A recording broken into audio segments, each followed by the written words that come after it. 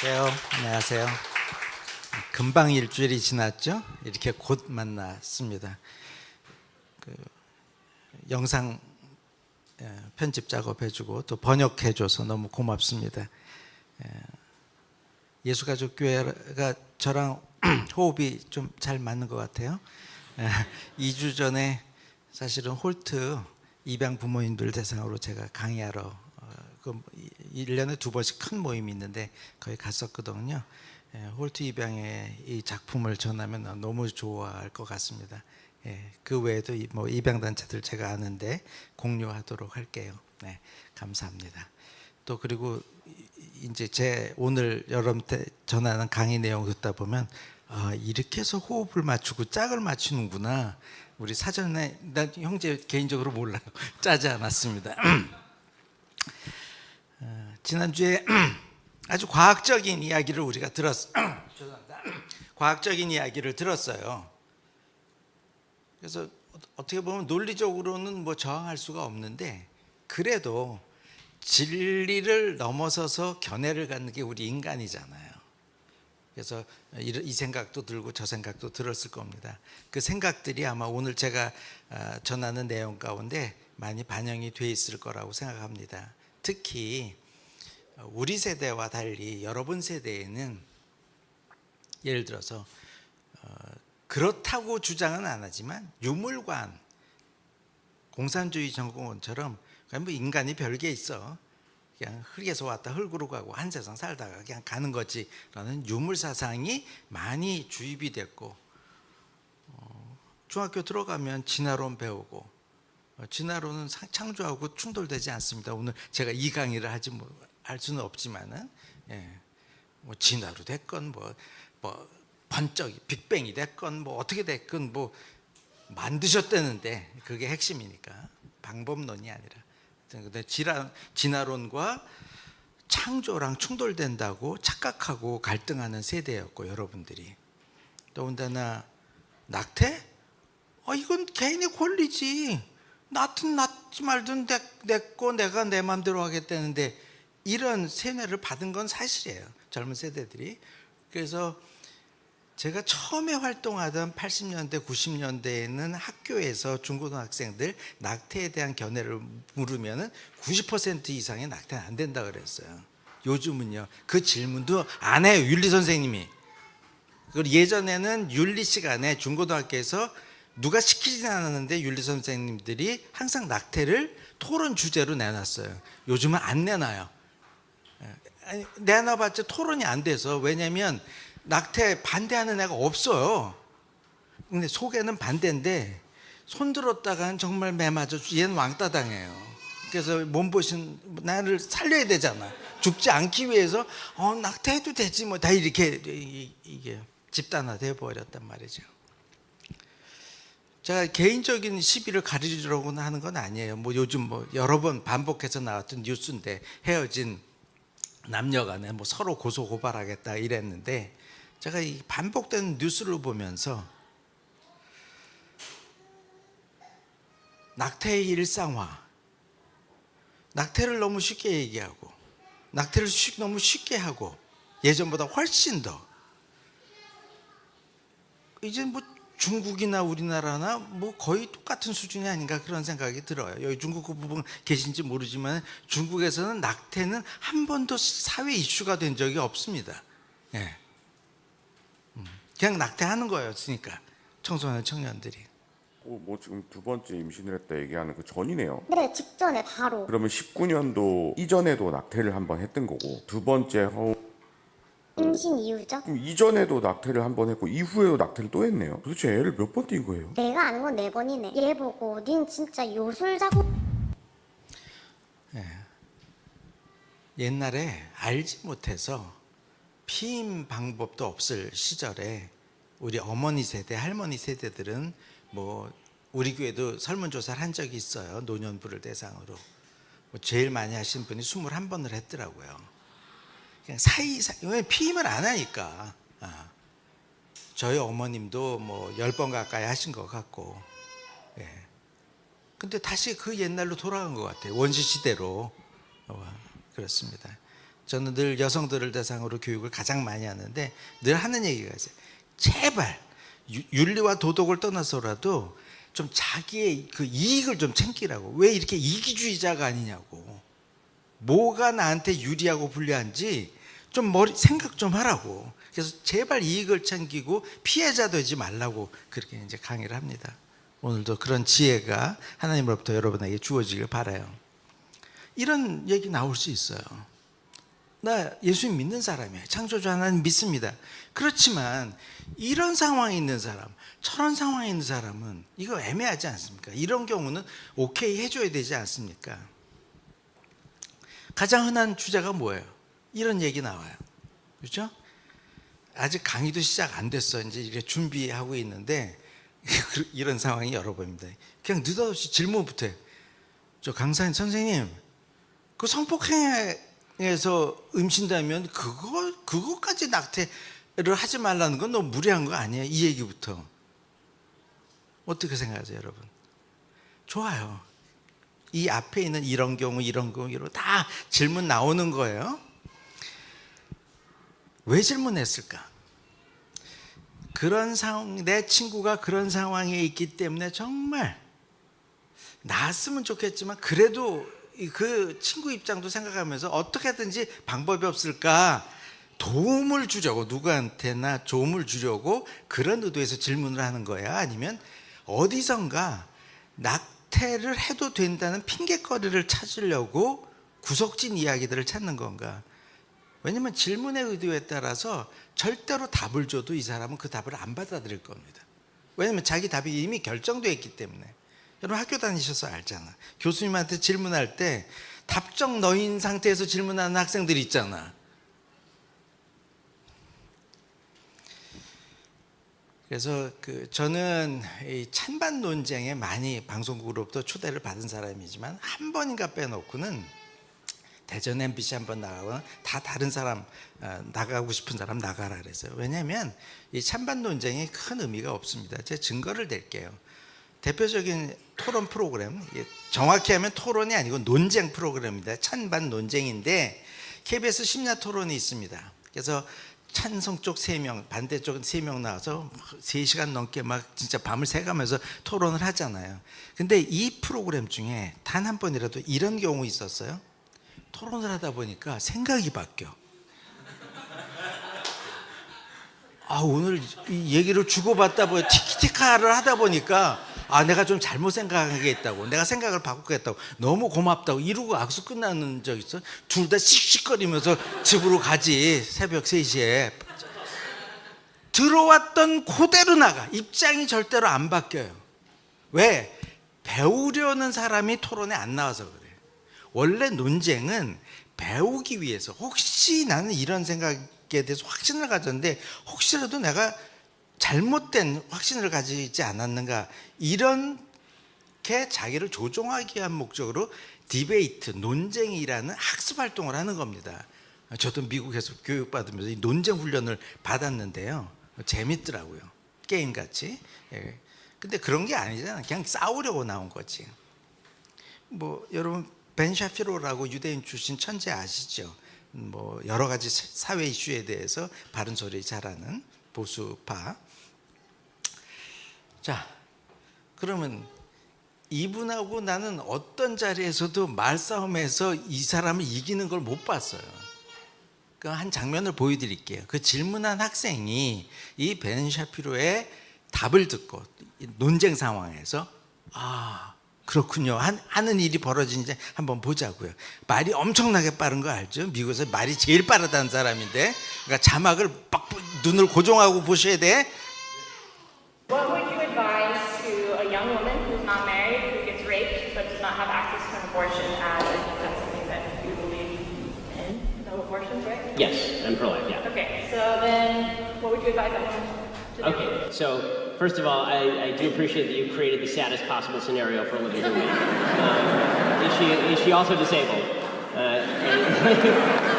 Let's really go whole hog. And she has 질문의 breast 의도를 cancer as 안 well. 걸죠? So it's as long as we're creating imaginary victims. But the answer is that doesn't actually change the calculus. Meaning that obviously what happened to this person is an awful, awful, horrible thing. And as I said earlier, the person who raped her should be tracked down, captured, killed, or castrated. So that's number one.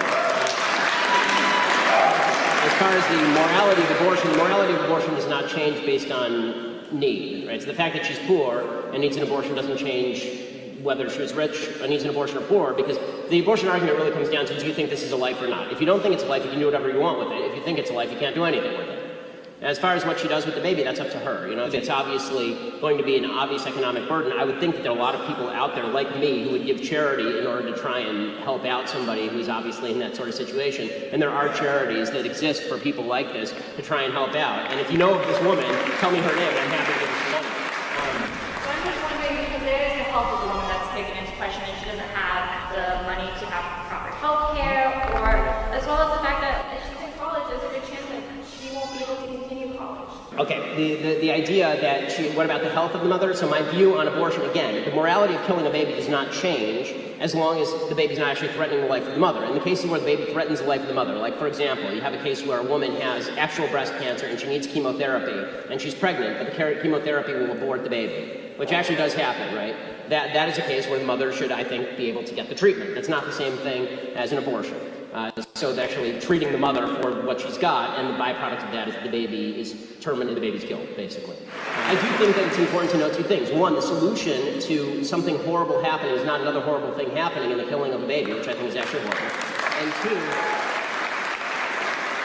And two, it's really not good to take the marginal case and then use that to argue broad. So what people tend to do is they say, well, what about the girl who's raped? What about her abortion case? So now let me ask you, if the girl weren't raped and she just got pregnant, would you think that she should still have access to an abortion? I do, because I think it's her body and I think it's her health. Right, so you're giving me an exceptional case in order to prove a rule that you don't actually want to defend. So if you just come up and ask me, do I think a woman should have an abortion, then we could actually have an argument about, or discussion about in what cases an abortion was appropriate. But you always, this is what people on the pro-choice side, the anti-life side, actually do. What they actually do is they take the marginal case, they take the raped, woman who has a severe disability, and they say this is all abortions. That's not all abortions. Significantly less than 1% of all abortions are performed on women who have been raped. So if you want to talk about the epidemic of abortion in the country, over 1 million abortions performed a year in the United States, let's talk about the other 99% of cases. When you are willing to agree with me that the other 99% of cases are not cases where abortion should be necessary, then I'm willing to have a discussion with you about compromise. But I don't think that's what you want. I think that you're just using the exceptional case in order to try and guilt me into supporting a broad-based abortion platform. These are two separate issues. Sympathy for the woman and have a little sympathy for the child. Okay, at any point does sympathy for the child come in here? You say I'm not compromising. I'm the only one in this conversation who's expressed the willingness to take money out of my own pocket and put it in somebody else's. So have you donated to Planned Parenthood then? What was that? Have you donated to Planned Parenthood? No, because they kill babies. No, they don't.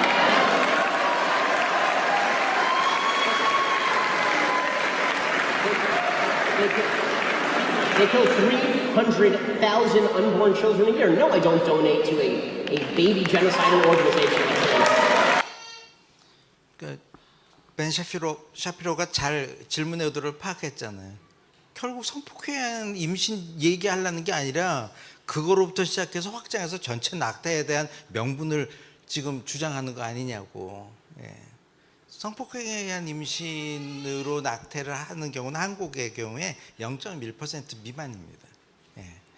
그래서 모든 윤리 문제에는 모서리 문제라는 게 있어요. 영어로 엣지 프로블렘에서 이게 딱딱 떨어지게 인간이 이게 한정이 있는 존재잖아요.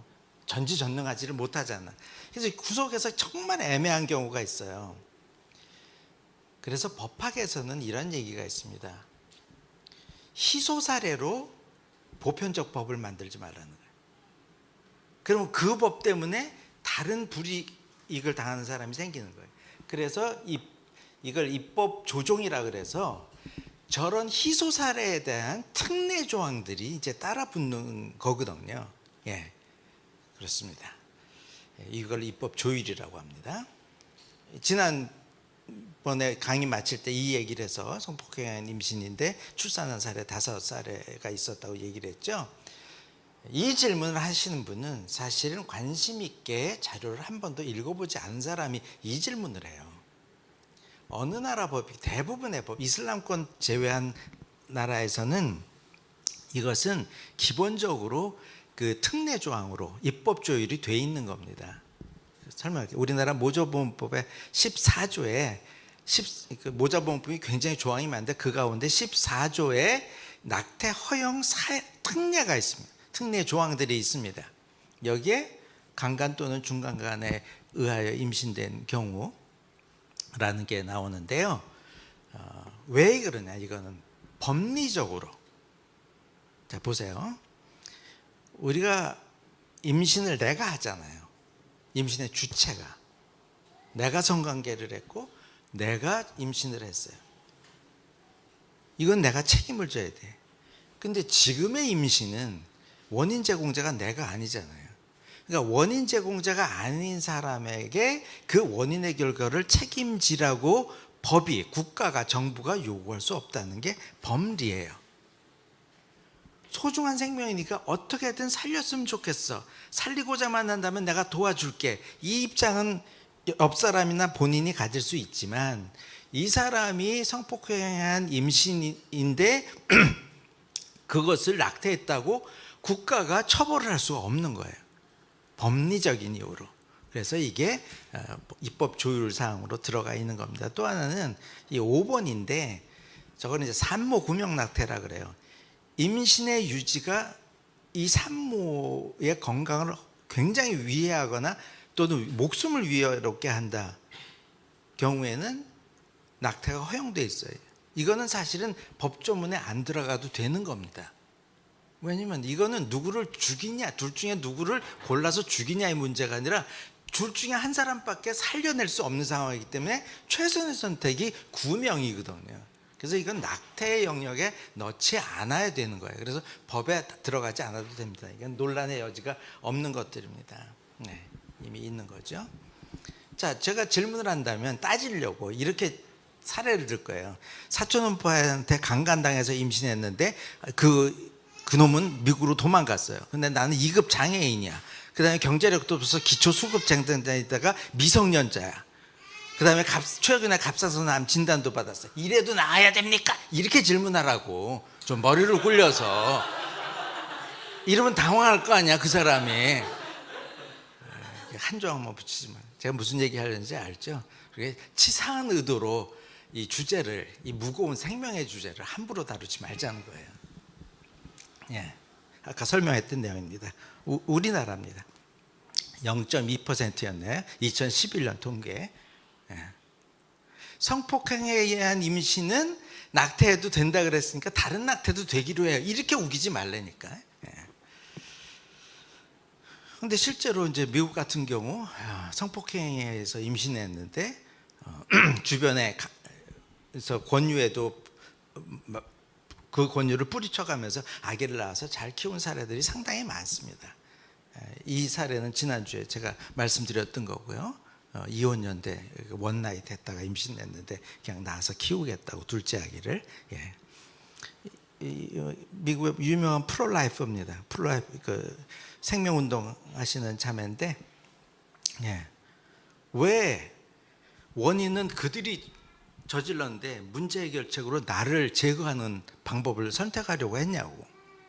보라고, 나 지금 살아있지 않냐고. 이게 없어져야 될 존재였냐고 내가. 그럼 태아 기형이나 장애는 사실은 이거는 의사들이 반대합니다. 지금 어떻게 이제 입법을 하려는지 모르겠는데 국회가 만약에 태아 기형이나 장애가 산전 진단에서 발견이 돼서 이것을 낙태의 사유로 인정하기로 한다면 아예 낙태법이 없다고 봐야 된다.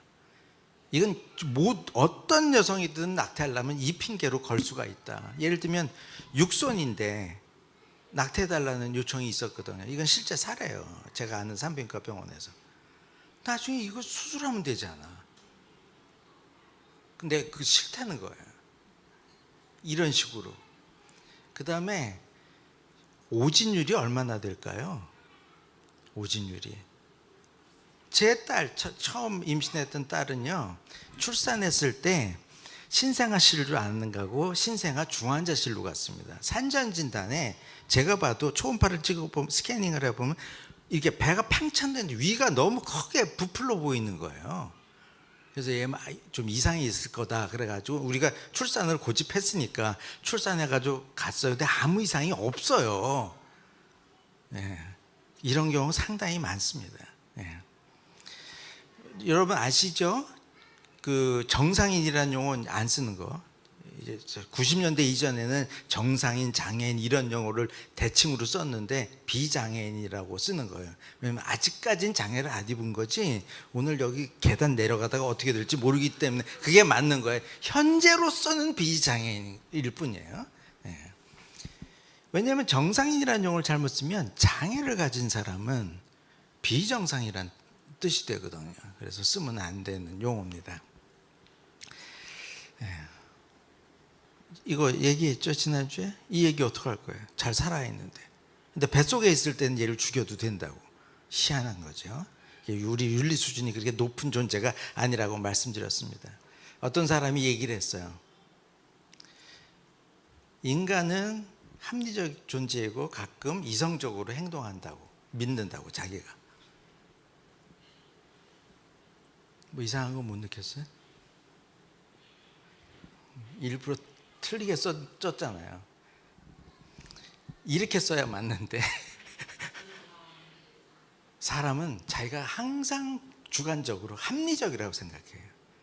근데 만약에 그렇게 합리적 인간들로 81억으로 지구촌을 만들었다면 지구촌에 무슨 문제가 생기겠어요? 전쟁이 왜 일어나겠어요? 사회 문제가 왜 일어나겠어요? 범죄가 왜 일어나겠어요? 부부싸움을 왜 하겠어요? 그렇잖아요. 화내고 교회를 왜 떠나겠어요?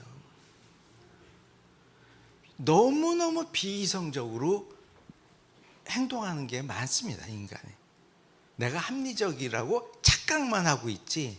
그래서 성경에 그랬잖아요. 모든 사람이 죄를 범했다 뿐만 아니라 부정할 수 없는 사실이지만 좀 기분이 그렇게 좋지 않고 불편해지는 성경 구절이 있잖아요.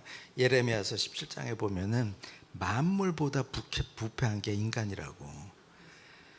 동식물은 질서라도 지켜요. 얘네들은 딱 질서를 뛰어넘는 존재가 피조물이 있었으니 그게 인간이더라. 예. 보세요. I just think abortion is the only option I have left, Doctor. Right. Okay. I'm going to need to ask you a few questions, if that's all right.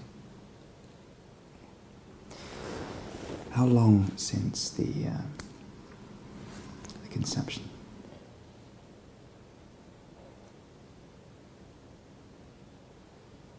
It's been 4 years, I think.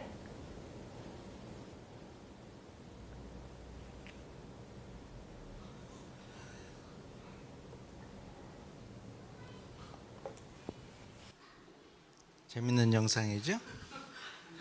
정확히 그 직역을 해서 제가 번역을 했는데 그 대사를 그렇게 쓴 거예요. 애 낙태하고 싶다고 그랬더니 수정된 지 얼마 됐는데 수정된 지 지금 4년쯤 됐을 거라고. 뭐야? 수정된 지 뭐 12주, 석 달, 넉 달 이때는 이거 전에는 좀 낙태도 되잖아요. 뭐 이런 얘기들 하잖아요. 기간을 어떻게 정할 거냐고. 그때가 되면 이때도 되고 연장선상에. 특히 이제 저기 육아해 보신 분은 알지만 얼마나 결혼해서 아기를 가지는 소망을 가져요. 근데 막상 키워보면 이걸 왜 낳나 그런 생각이 들 때가 있어. 우리가 이제 비이성적으로 행동을 하니까 합리적이라고 착각하지만 비이성적으로 행동을 할 수가 있으니까 정말 그런 말 많이 하잖아요. 정말 죽이고 싶다고. 그래서 키워보니까 도저히 감당이 안 되겠어. 평생. 얘도 나 때문에 얘도 불행해지겠고, 예, 나도 너무 불행해. 이럴 거면 둘 중에 하나를 제거하자. 이건 왜 안 되냐고요. 이게 너무 비약한 거라고 생각하세요? 유아살해 합법 논의가 있었어요. 이게 뭐냐면 호주에서 이제 세계 윤리학회가 있었는데 그 이탈리아 출신 윤리학자 남녀 박사 둘이서 발표한 제가 논문 여기는 없을 텐데 논문을 가지고 있는데 출산 이후 after birth 출산 이후에 어버션 제거하는 것 이거 왜 안 되냐? 출산 전이 됐다면 시점에 관계없이 뭔가 불편했으니까 낙태권을 주자고 했지 않았냐 여성에게. 근데 애를 소망 가운데 키워봤지만 소망은커녕 인생이 절망적이더라. 그러면 그의 행복권 추구를 위해서 낙태할 수 있게 허용하는 게 맞지 않느냐. 유해 살해 합법화. 그러니까 한 2년쯤 키워보고 최종 결정을 하자. 이게 그런 주장을 한 게 아니고 이 윤리학자들이 굉장히 비난을 많이 받았어요. 우리 생각을 해보자. 그러니까 논리적인 명제를 던진 거지 내가 그런 입장이라는 게 아닌데 그 두 교수가 굉장히 오해를 받았지만 그러니까 생각의 연장선상에 얼마든지 그 얘기를 할 수 있다고요. 실제로 영아 유기하잖아요. 쓰레기통에 버리고 그러잖아요. 보세요.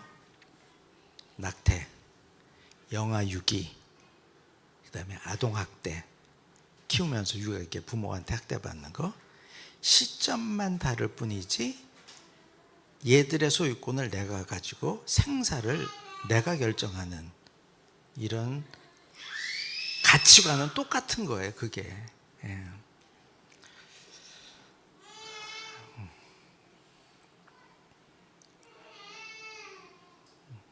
그래서 낙태권 주장은 항상 비논리적일 수밖에 없어요. 그래서 예전에 이제 극렬한 페미니스트들은 낙태권을 주장할 때 이제 생명 기간제로 이야기를 했습니다.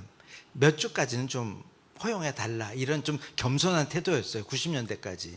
근데 이 생명 기간제로는 논쟁에서 이길 방법이 없는 거예요. 그래서 그들이 만든 게 뭐예요? 탯줄을 끊을 때까지는 생명체가 아니다. 탯줄이 연결되어 있는 한 생사권은 여성이 가져야 된다라는 논리를 만든 거예요. 예. 그게 바로 내 몸, 내 선택이라는 My body, my choice라는 그런 주장의 근거가 그겁니다. 옛날 영화인데 이거 보신 분이 별로 없을 거예요. 검색해서 한번 보세요. 프랑스 영화인데요. 제8요일이라고.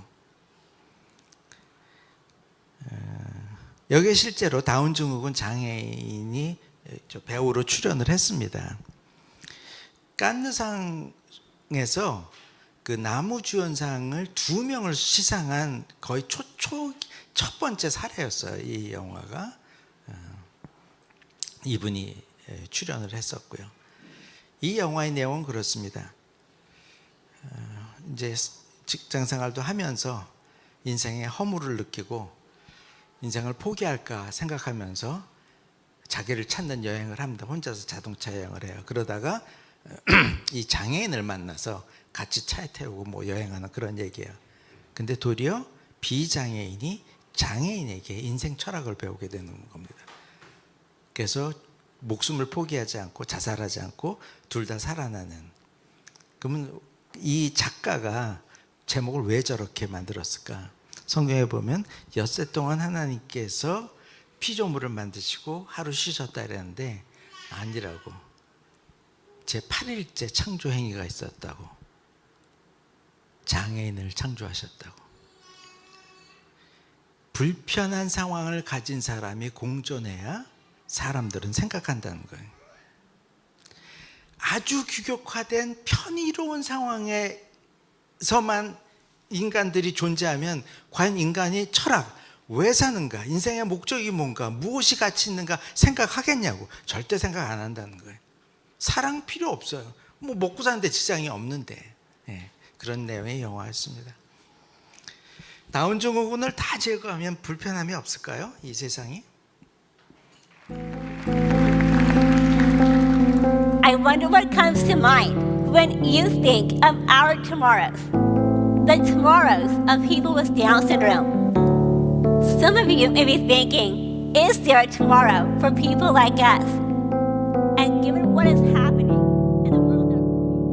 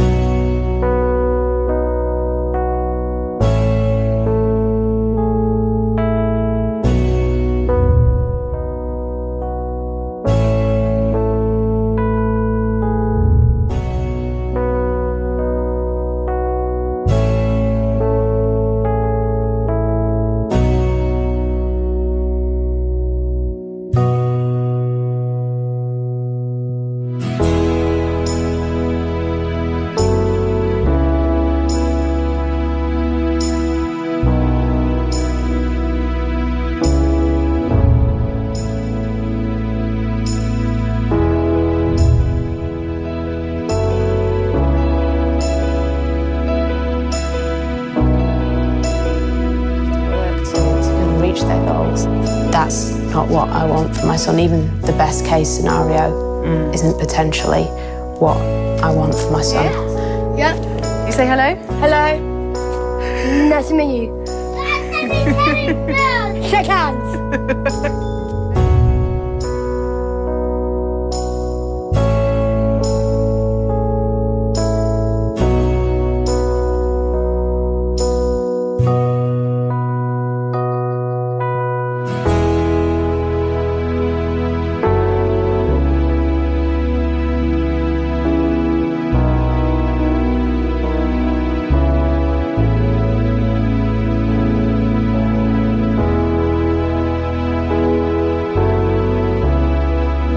I love Scarlett, she's amazing. Why wouldn't I want another child exactly like her?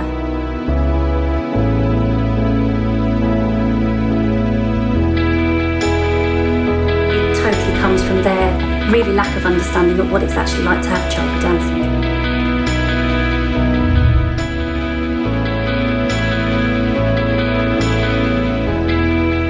Well, he forgot to mention a part about the English Channel, though.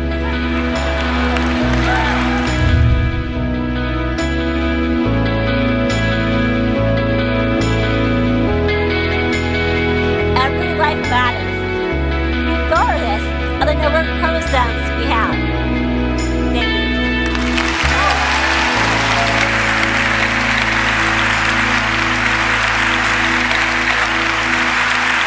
장애인에 대한 편견을 가진 사람이 장애인이잖아요.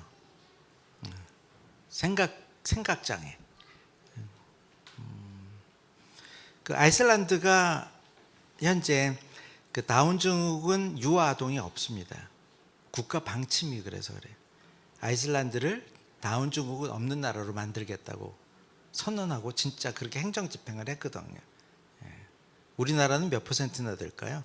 다운 증후군이 발견됐을 때 낙태하는 경우가. 미국은 90%, 아이슬란드 100%인데 우리나라는요. 글쎄요. 미국 정도 한 10명이면 1명 정도 살아남을까? 그럴 겁니다. 그냥 21번 염색체가 세계 쌍이 아니라 트리플이 돼서 좀 이상한 것뿐이지.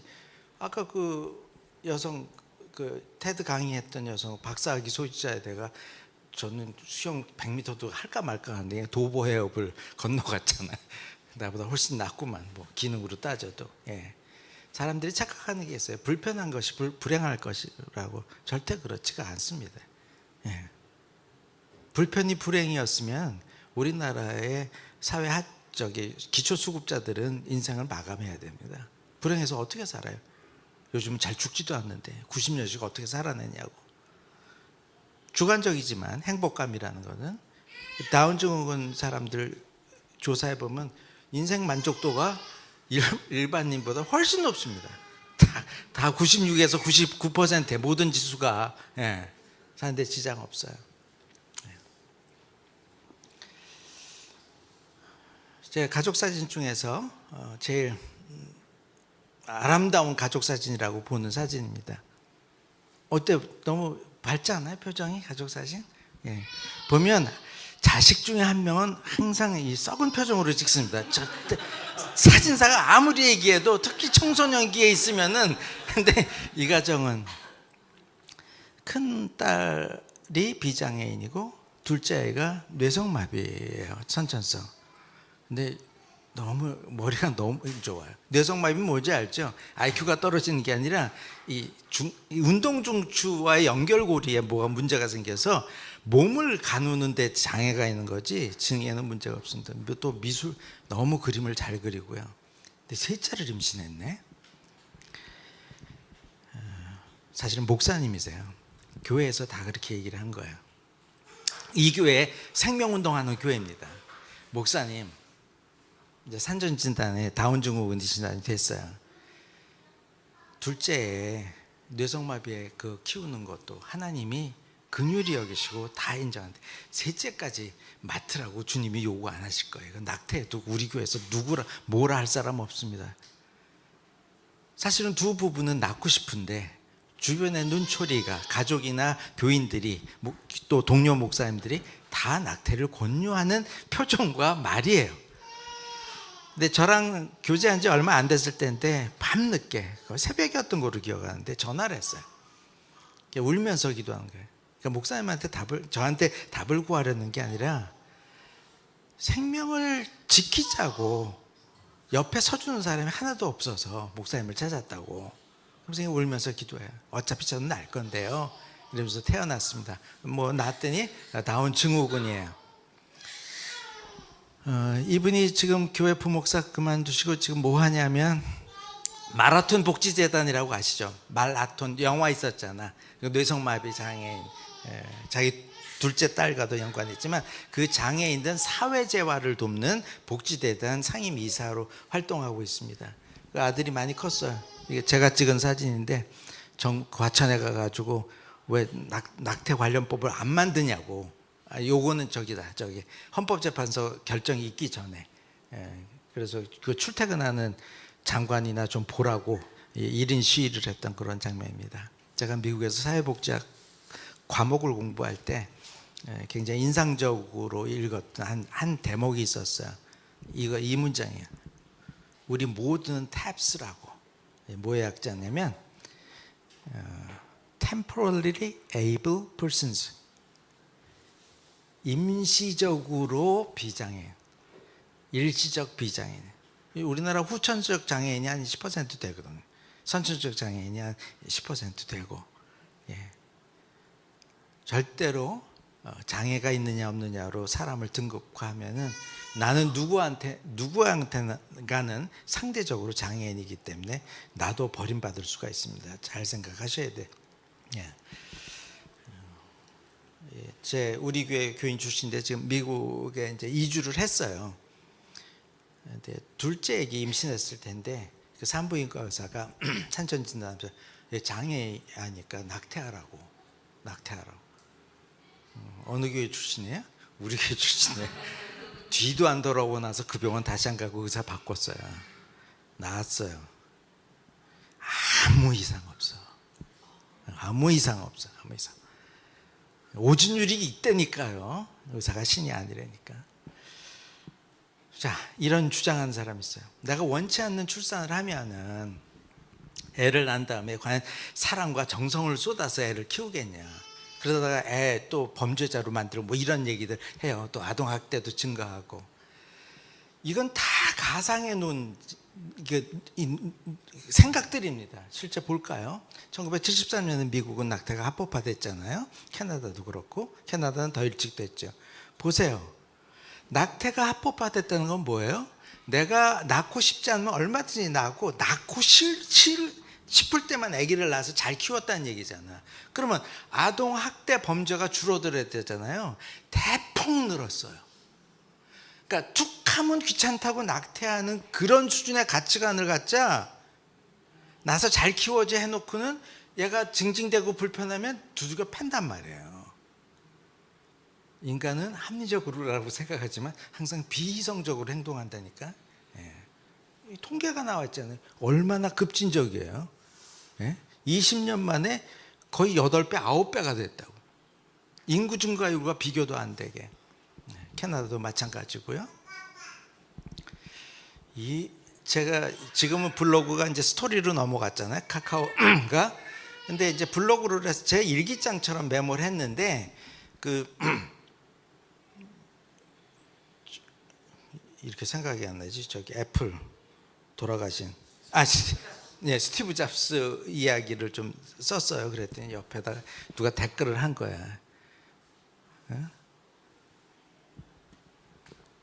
미국에서 나온 책 좀 읽어보라고. 스티븐 레빗이 교자 경제학에 보면은 낙태를 했기 때문에 범죄율이 줄어들고 사회가 좋아졌다 그러는데, 그렇게 낙태하지 말라 그러면서 입양됐던 스티브 잡스를 예로 들면서 그렇게 얘기하는, 그건 아주 특별한 케이스지, 좀 공부 좀 하세요 막 그러세요.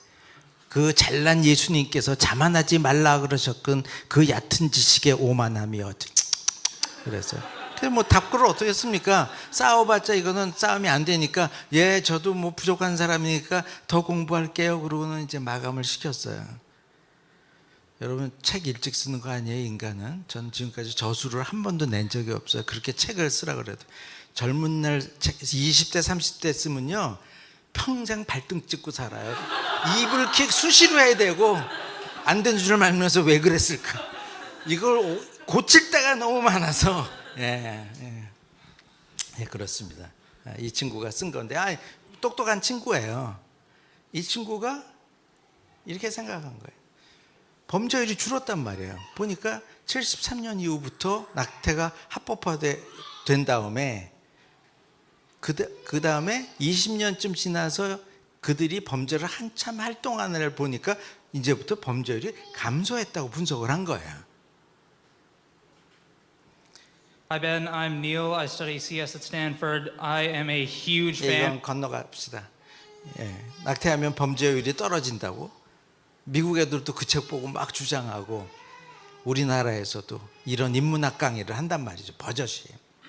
한국에서 굉장히 재밌는 게 20세기 후반이 일어난 누군지 알죠? 사건인데 최진기. 범죄율이 급격히 떨어지기 시작하는데 주마다 범죄율 떨어지는 게 다 다릅니다. 주마다 범죄율이 어떤 주는 빨리빨리 떨어지는데 어떤 주는 범죄율이 천천히 떨어져요. 그래서 왜 그런가 조사를 했더니 그 원인이 나중에 밝혀집니다. 그 원인이 뭐였겠습니까? 안 밝혀졌어요. 주마다 낙태가 합법화되는 주가 범죄율이 떨어집니다. 쉽게 얘기하면 내가 낙태하는 경우는 어떤 거예요? 내가 도저히 애를 키울 수 있는 자신이 없을 때 낙태를 하지 않습니까? 근데 그게 합법화가 안 돼 있으면 그런 환경에서 태어난 애들이 나중에 20세 때 범죄를 저지르게 되는 거죠. 그래서 여러분 뭐가 되느냐? 미국 주별로 낙태를 갖다 합법화시킨 주가 20년 뒤에 범죄율이 쫙 낮아지는 경우입니다. 여러분 TV나 유튜브에서 인문학 강의하는 사람들 강의를 잘 골라야 돼요. 수많은 전문가들에게서 평가받은 사람만 신뢰하세요. 이분은 경제 전공한 사람이에요. 낙태라는 사회 문제에 대해서 깊은 조예가 있는 사람이 아니야. 근데 요즘 TV에 나오는 인문학 강사들을 보면 모든 영역에 전지전능하셔. 모든 주제별로 한마디씩 성내.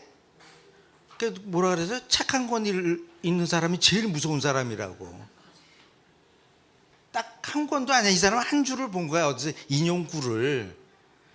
큰 오류예요. 그래서 페이스북에다가 이제 이거 어디 방송에 TVN이죠.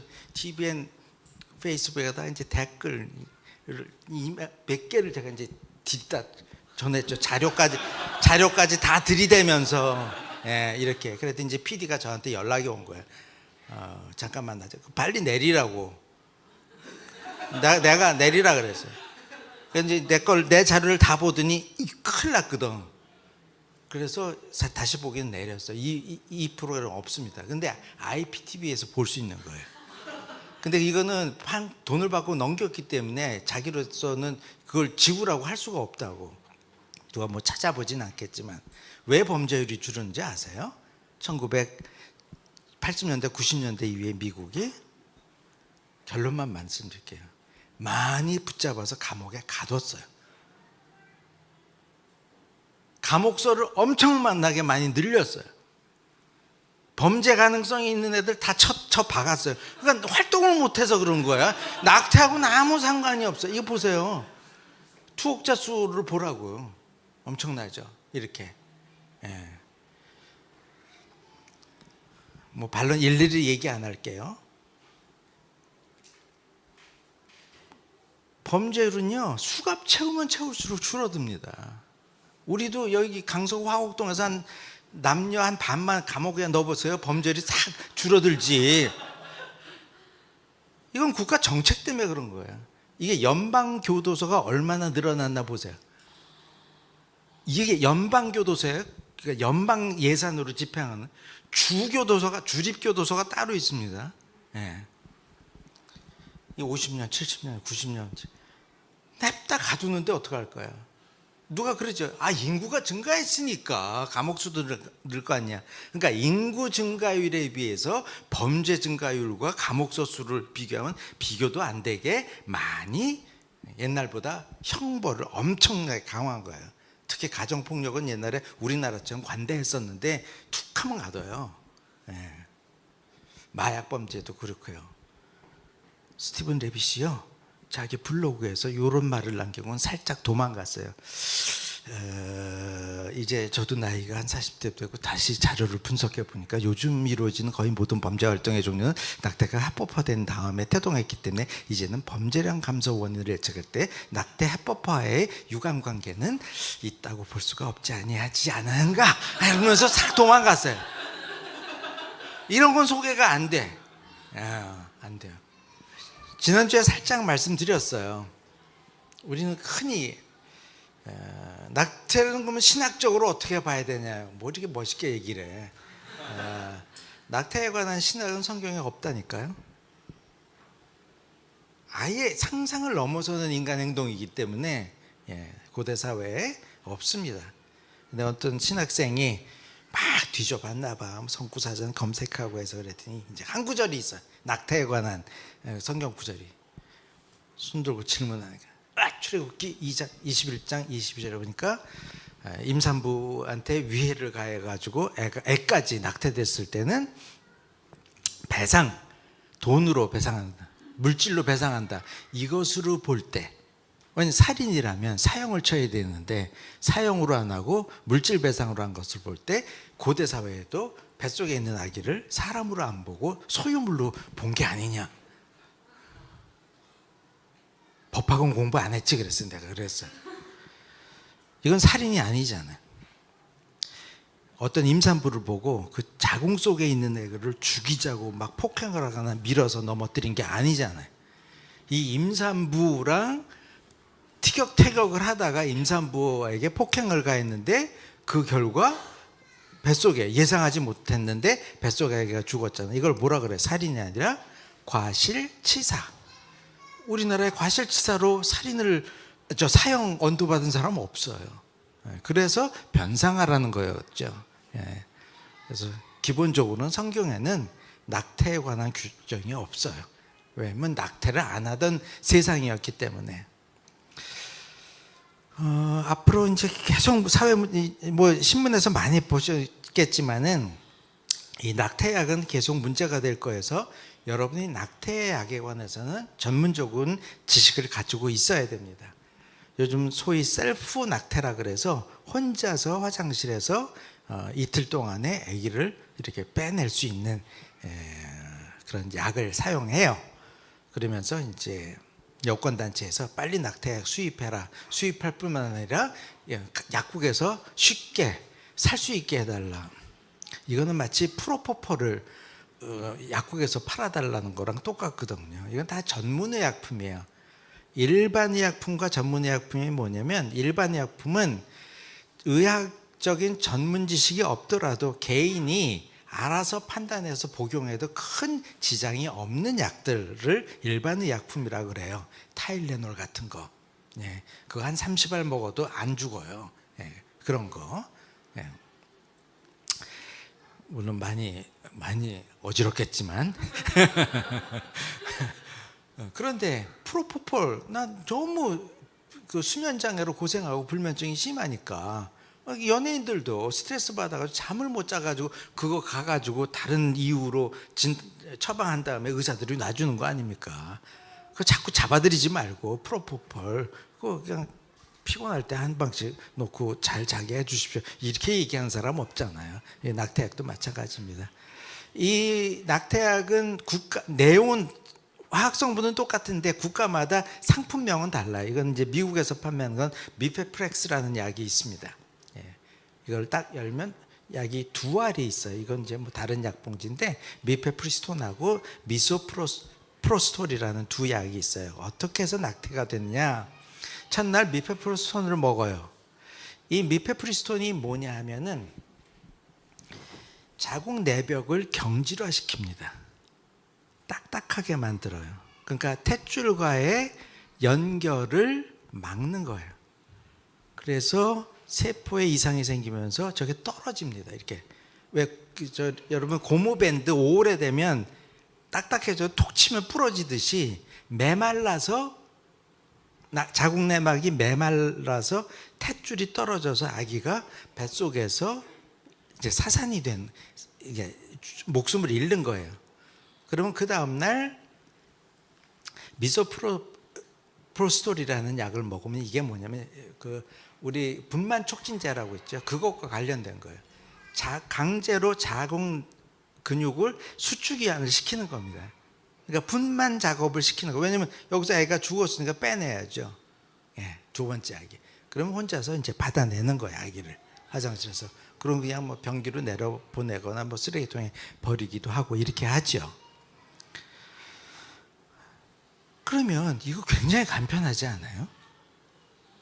그러면 왜 수술적인 방법으로 낙태를 안 하고 미국의 산부인과 미국은 낙태가 합법화된 주도 많고 낙태약도 판매가 이제 산부인과 의사들이 사용할 수 있도록 허가가 돼 있는데 왜 이 방법을 안 쓸까? 이걸 이제 화학적 낙태라 그래요. 낙태 방법이 두 가지가 있어요. 화학적 낙태와 이제 그 수술적 낙태가 있는데 요즘은 약간 비율이 올라갔어요. 그래도 25%에서 35%밖에는 약으로 낙태하지 않고 나머지는 다 옛날같이 수술을 합니다. 왜 그러냐면요, 의사 입장에서 너무 귀찮아요. 그리고 단기 후유증이 거의 100% 있습니다. 오심, 오열, 그 다음에 특히 하열, 피를 많이 출혈이 심해요. 길게는 일주일 넘어까지 계속 그 출혈이 나는 게 있고요. 구토가 심하고. 그러니까 장기적인 부작용은 없는 것으로 유럽과 미국에서 임상 결과는 나왔지만 단기적으로는 여성 몸을 굉장히 부대끼게 만드는 겁니다. 왜냐면 생리적으로 완전 틀어잡는 거거든요, 몸을 강제로. 네. 그리고 여러 번 갔다 와야 돼요. 보세요. 가서 낙태 의도를 이야기하고 상담을 해서 그 약 처방을 받아야 돼요. 그 다음에 이틀에 걸쳐서 시술을 해서 애를 빼냈어요. 이 빼내는 것도 병원에 가서 해야 되는데 집에서만 안 돼요. 두 번째 날 애가 이제 이게 분만 진통이 오면은 병원에 가서 사산을 시켜야 되는 겁니다. 빼내야 되는 거예요. 근데 이걸 개인적으로 처리하면요, 만약에 잔존물이 남아 있으면 후유증 어떡하려고. 자, 이탈리아에서는 한 명 죽었어요. 여기 부작용이 생겨가지고 혼자서 하다가 의사한테 가야 되니까. 그러니까 환자 입장에서도 두 번, 세 번을 병원 방문을 해야 되고, 의사 입장에서도 수술로 하면은 그냥 15분 만에 처리하고 다시는 이 환자 안 보는데 막 두 번, 세 번 받아야 된단 말이죠. 과정도 복잡하고 여성 몸에도 그렇게 좋지 않습니다. 또 하나, 낙태약을 반복 사용해가지고 그 낙태를 시도했던 여성은 나중에 이 약발이 잘 먹지 않는다는 지금 최근 그런 연구 보고서도 나와 있습니다. 응급피임약 뭔지 아세요? 응급피임약. 응급피임약을 요즘 병원 가서 의사 처방받고 청소년들이 구하나요? 제가 알기로는 남대문 시장, 그 도깨비 시장이라고 그러죠. 그 지하 상가 가면 없는 게 없잖아. 거기서도 구할 수 있는 거로 알고 있는데, 그리고 동네 약국 중에서 그냥 내주는 약사들도 있어요. 처방전 없이도. 불법이지만은. 지금 낙태약과 비교하는 거예요. 그래서 2002년에 응급피임약을 처음 도입했을 때 전문의약품으로 묶어두고 불법 유통을 없이 하겠다 그랬는데 웬걸 불법 유통 천지예요, 우리나라가. 낙태약은 엄격히 통제하겠다고 도입할 땐 그렇게 얘기를 하겠지만 이제는 너도 나도 내가 하나 빌려줄까? 그러고 약을 쓸 수가 있지 않겠어요? 우리나라 풍토로 얘기하면. 예. 이런 질문하는 사람이 있어요. 이거 여권단체에서 많이 썼던 거예요. 아니 그렇게 초기 배아부터 인간이라고 주장을 하면 그 정자도 인간이란 말인가요? 수억 마리 인간이 그 남자 고항 근처에서 활동하고 있단 말인가? 난자도 한 달에 28일에 하나씩 나오는 난자도 생명이란 말인가? 아, 좀 생각을 하고 질문을 하네. 우길 걸 우기라니까. 언제 난자가 인간이고 정자가 인간이라 그랬어요. 생명과 생명 재료를 구분해야죠. 정자와 난자는 아무리 오래 들여다봐도 사람이 안 돼요. 그래서 난자, 뭐 난임 클리닉에서 난자 채취를 하잖아요. 난자를 가지고 따뜻하게 보호하고 막 오 해봐야 안 자라요. 얘는 죽었다 깨도. 왜? 사람이 아니니까. 제가 자주 비유하는 거예요. 빵하고 밀가루를 구별할 줄 알아야지.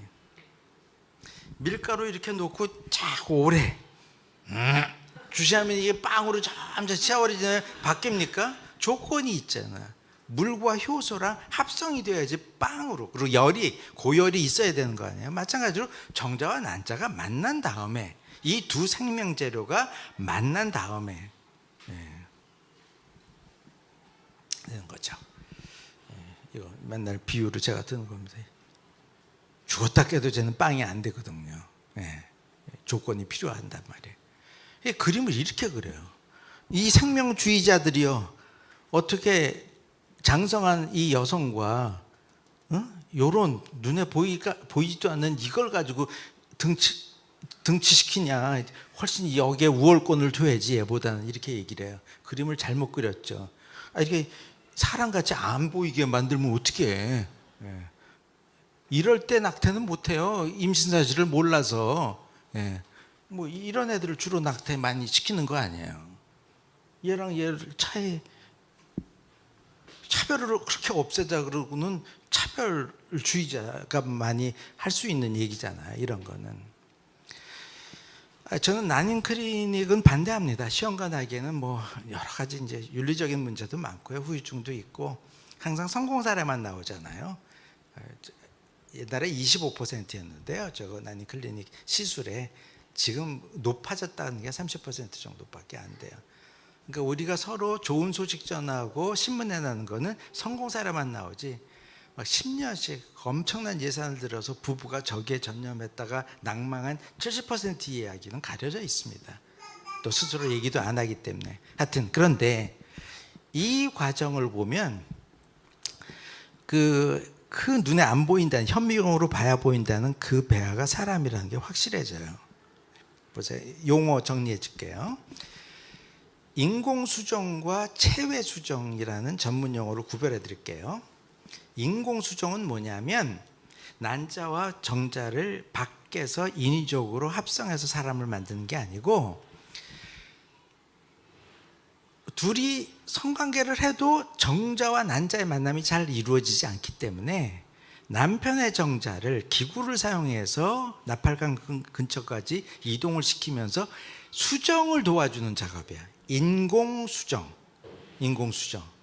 우리가 흔히, 그러니까 이거는 문제가 없어요. 그 인공수정은 뭐 그런 도움을 받아야죠. 근데 우리가 흔히 시험관 악이라고 얘기하는 것은 체외수정입니다. 난자도 체외에서 정자도 체외에서, 그래서 실험실 같은 데서 의사들이 요거를 유리 그릇에서, 유리 접시에서 이제 수정을 시키는 거죠. 그래서 사람을 만드는 거예요. 어떻게 만들어요? 이 착상 실패율이라는 게 있으니까 모두가 딱 세포 연결을 시킬 수가 있는 게 아니니까 일단 그 배란 촉진제를 넣어요. 원래 한 달에 하나가 나오는데 난자가 촉진제를 넣으니까 뭐 적게는 5개, 많게는 막 20개씩도 이게 난자가 숙성돼 가지고 나오는 거예요. 그럼 그걸 모아 가지고 남편의 정자랑 해서 성공한 게 한 10명이 된 거예요. 그러면은 우리나라에서 현재 권고사항은 그러니까 배아 3명, 3개라고 안 쓸게요. 3명 정도를 시도하라고. 옛날에 막 6명씩 그렇게 한 거예요. 근데 요즘도 아마 그렇게 하시는 분이 어떤 라인 클리닉을 할 거예요. 왜냐면 착상 실패율이라는 게 있어서. 그래서 3개 정도를 갖다가 붙여 자궁 내벽에다 가까이 갖다 대가지고 이제 성공을 시키려고 해요. 요즘 쌍둥이, 새쌍둥이 이게 많죠? 그게 다 그것 때문에 그래요. 예. 요즘 뭐 새쌍둥이 뭐 그러면은 거의 난임 클리닉에서 시술했을 사례죠. 뭐 다 살려내서 고마운데, 그러면 이게 또 문제가 뭐냐면 새쌍둥이가 됐어요. 나 이거 감당 못합니다. 그럼 또 선별 낙태를 해요. 성장 과정 중에 잘 지켜보다가 제일 실안에 남기고 2명을 떼어냅니다. 또한 성공했을 때는 그렇지만 실패하면요, 다음에 또 3개를 시도해요. 그래서 성공했어. 그럼 나머지 4개 남아있어. 저 액체질소 냉동고에. 얘 어떡할 거야? 그래서 국가가 또 생명의 안전에 관한 법이라는 게 있는데, 거기서 결국 합의한 게 뭐냐면 5년 지나면 폐기 처분하더라고요. 왜냐면 의사들이 이 생명이니까 마음대로 버릴 수가 없잖아요. 근데 국가가 허용을 했어요. 버릴 수 있도록. 또 이제 이런 주장을 하는 사람이 있죠. 버리기 아까우니까 우리가 연구용으로 쓰자. 그러니까 인간 복제 뭐 이런 복제 기술용으로 쓰.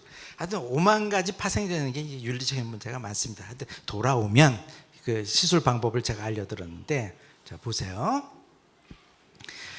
지금 여기 수정된 배아를 가는 관을 통해서 자궁 내벽 쪽에다 갖다 붙여주는 거예요. 무슨 의도로 붙여줘요? 사람으로 성장하라고. 그러면 사람이 아닌 거를 붙여주겠어요? 그러니까 아주 초기 배아가, 이게 사람이라는 걸 이 시술자는 인정하는 거잖아요. 사람을 성장하라고 갖다 붙여주잖아요. 즉 이 시험관하기 시술 과정을 보면 의사들은 다 알아요. 이게 사람이라는 걸. 이렇게 갖다 붙입니다. 저 관 보이죠? 이렇게 주사 짜듯이 하면 지금 배아가 나오는 거예요. 이렇게 해서 자궁 내벽에다가 붙이는 겁니다. 사람을 붙여주는 겁니다, 저게. 이 얘기 많이 들었죠. 모든 뉴스에. 낙태 문제만 하면 고민이 앞이다. 태아의 생명권대 여성의 자기결정권이 충돌하는 것 같다. 어디에 더 무게를 줄 거냐.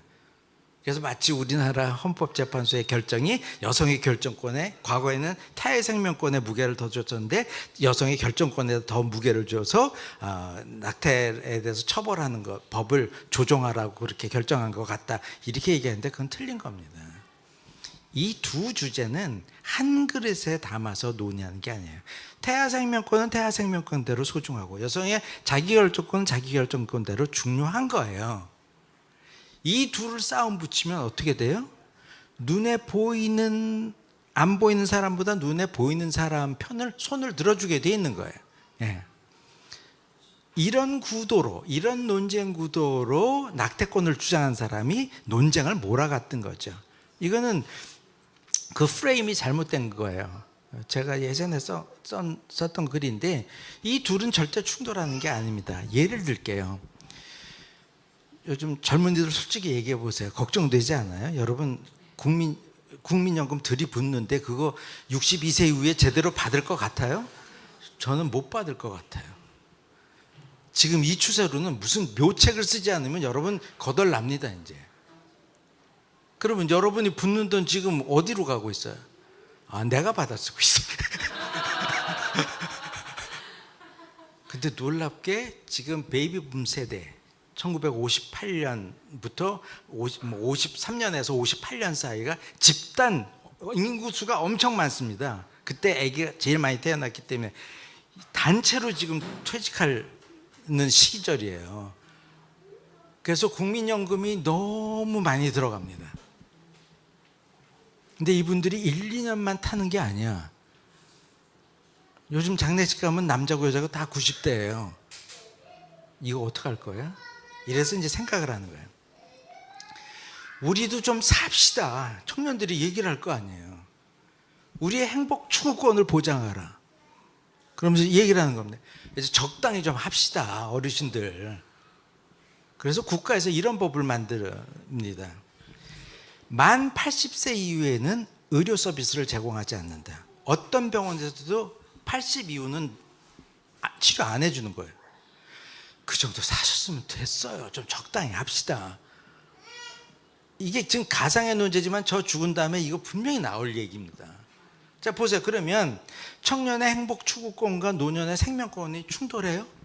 여러분, 조금 전에 제가 가상으로 얘기했던 그런 법 만들 수 있습니까? 못하죠. 못하죠. 눈에 보이니까. 근데 태아의 생명권과 여성의 결정권은 하나가 상대방의 눈에 안 보이니까 마구 얘기를 하는 거야. 마치 이것과 똑같은 거야. 그런 논쟁이. 뭐 미국 국어에서 그대로 우리나라도 따왔는데, abortion on demand란 내가 명령, 내가 욕구하는 것대로 어떤 변명도 붙이지 말고 조건 달지 말고 내 마음대로 낙태할 수 있게 해달라는 취재. 이게 그대로 직역한 게 이겁니다. 여성이 요청하면 낙태는 100% 허용되어야 된다. 예, 여자뿐만 아니라 남자들도 자기결정권이 있습니다. 예, 자기 마음대로 지금 자기 결정권을 다 행사하고 왔네. 옷을 지 맘대로 입었네.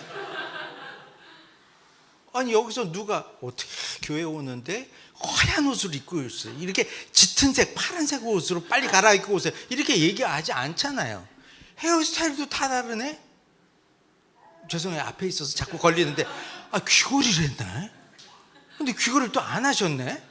자기 결정권이에요. 손톱을 자른다, 기른다, 네일을 한다, 안 한다, 자기 결정권이에요. 심지어는 자기 세포에다 막 손을 대잖아요. 가락 없잖아, 막. 예. 그래서 우리나라에는 성형수술 금지법이 없는 거예요.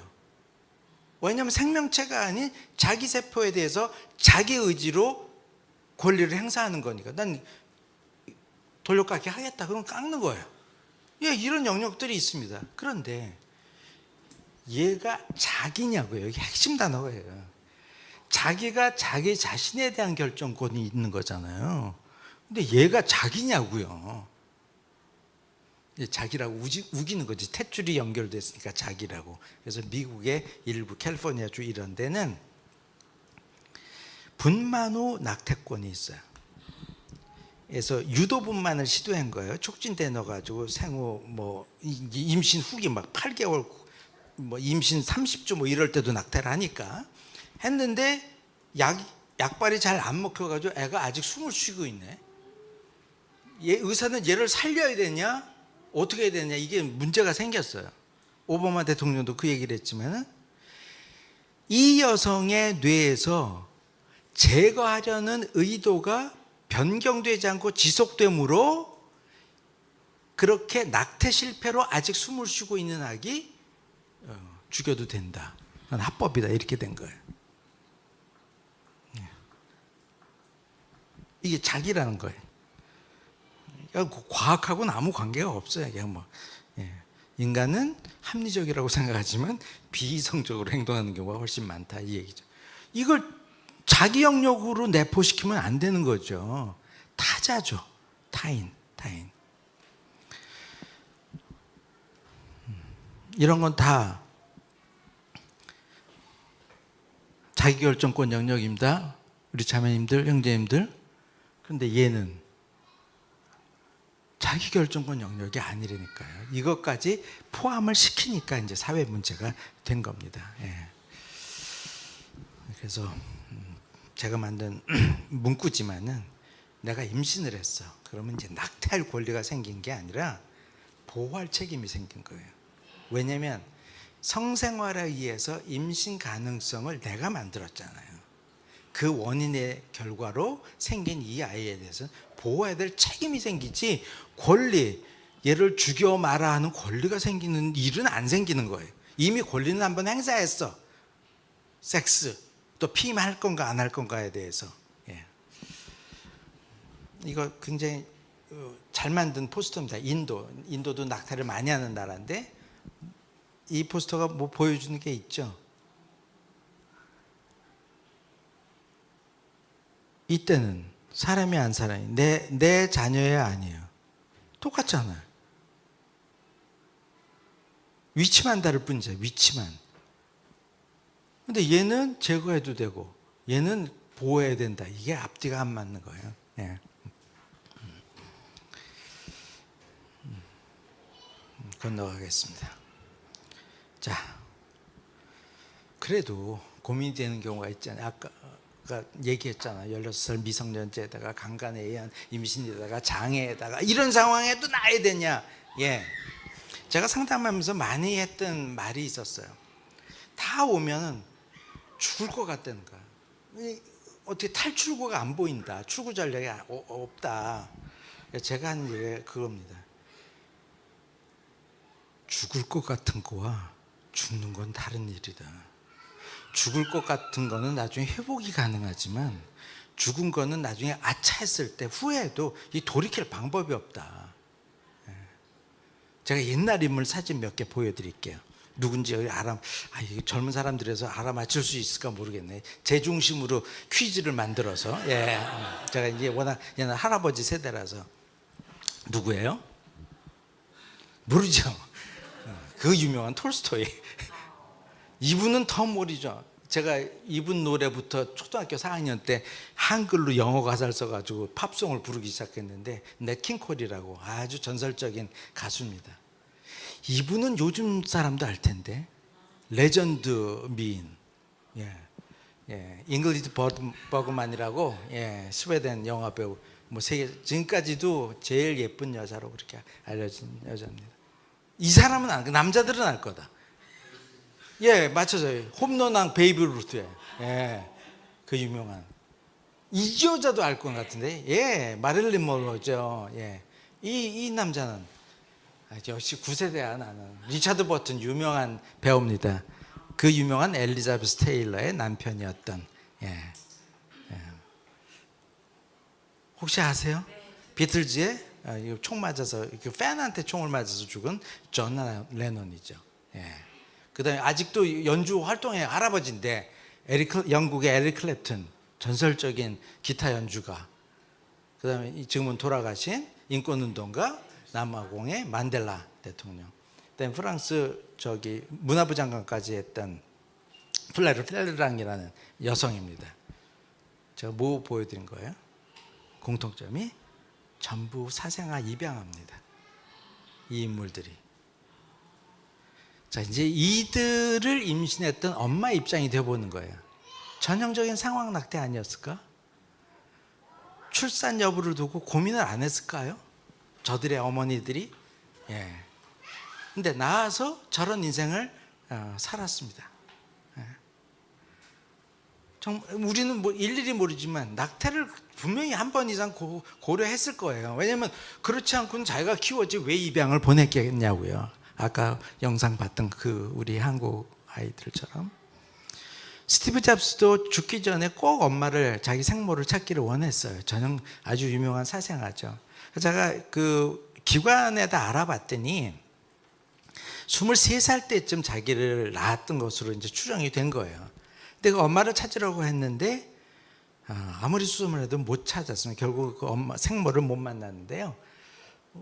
왜 찾으려고 했냐면 내가 살아서 이렇게 활동한 게 기쁜 일일 뿐만 아니라 엄마가 나를 임신했을 때 얼마나 낙태를 고민했을까. 그 고민한 여성을 꼭 만나보고 싶었다고 얘기한 겁니다. 저는 클래식을 요즘은 시간이 없어서 잘 못 듣는데 유일하게 특히 성악 같은 거는 잘 들을 시간이 없는데 유일하게 듣는 게 있어요. 안드레아 보첼리라고 이탈리아의 유명한. 이분 아세요? 안드레아 보첼리? 유명한? 이거는 옛날 사람과 요즘 사람이라는 게 아니라 이 정도는 아셔야 된 피아노 하니까 좀 아시는데. 예. 근데 시각장애인 성악가로 알죠. 그건 틀린 게 아닌데 선천적인 게 아니에요. 10살 때 학교에서 축구하다가 다쳤는데 이 후유증으로 점점 시력을 잃어서 후천장애입니다. 시각장애인. 잠깐만 공연 장면 볼까요? Time to say goodbye. Paesi che non ho mai veduto e vissuto con te. Adesso sì li vivrò con te. 얘 목 근처에 근육이 핏줄이 서지도 않고 그냥 입을 벌리면 이렇게 소리가 나와.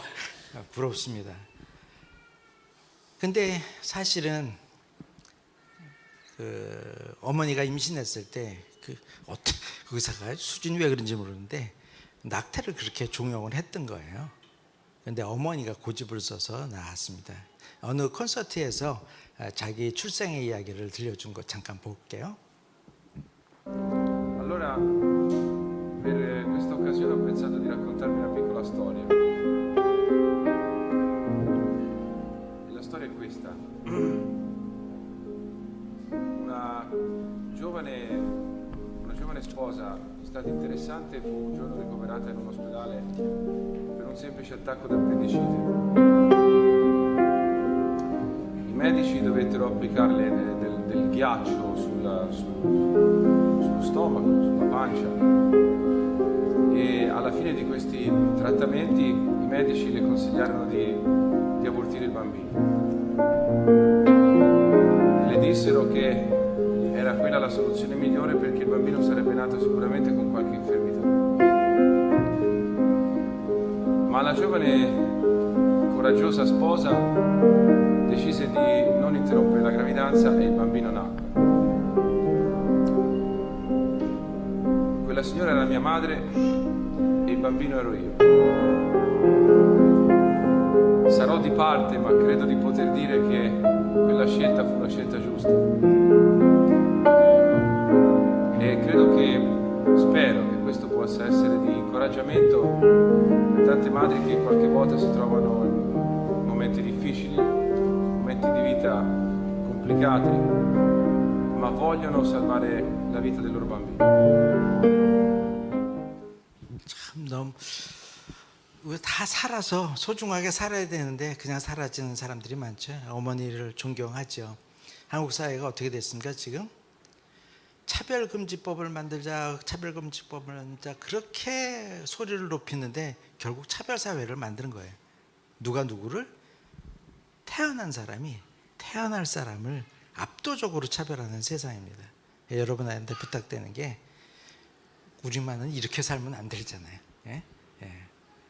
여러분 소중하게 다른 사람 생명 살리면서 그 예수님 명령하셨던 대로 내 이웃을 내 몸과 같이 사랑하면서 좀 한 번밖에 못 사는 인생 하나님의 피조물답게 제대로 살다가 이 세상을 떠나게 되기를 간절히 바랍니다. 제 강의 들어주셔서 고맙습니다.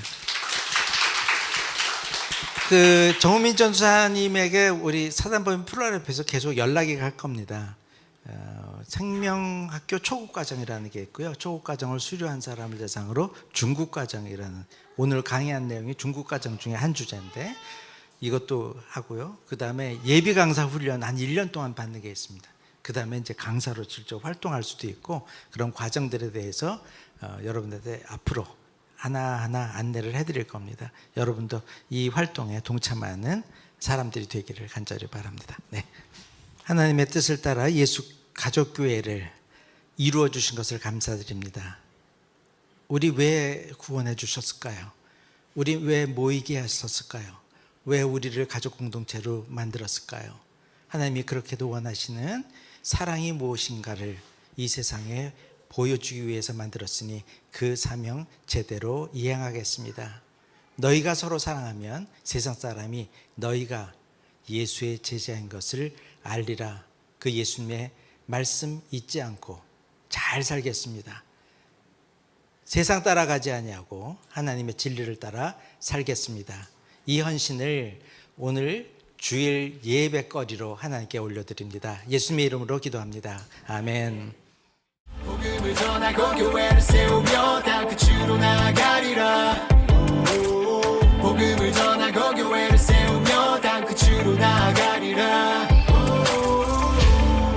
승리할 때 나도 승리하네. 우리는 교회니까 네가 승리할